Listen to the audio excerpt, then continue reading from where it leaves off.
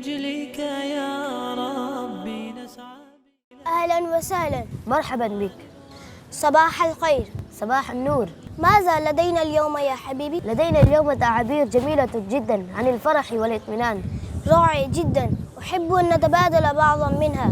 تكلم بالعربية عند الفرح وقل أنا سعيد جدا، مثل أنا سعيد جدا بالعطلة.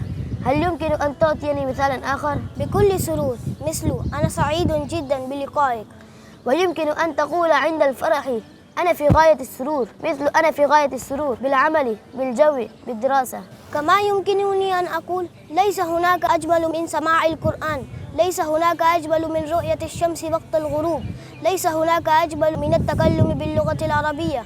سعيد جدا أن أزيد وأقول كاد قلبي يطير عندما سمعت خبر نجاحي عندما ركبت الطائرة أول مرة، فزت في المسابقة فكاد قلبي يطير. إليك تعبير جميل آخر، أسلج ذلك صدري، مثل فاز فريقي بالكأس فأسلج ذلك صدري. تعابير جميلة جدا أستخدمها في لغتي اليومية إن شاء الله.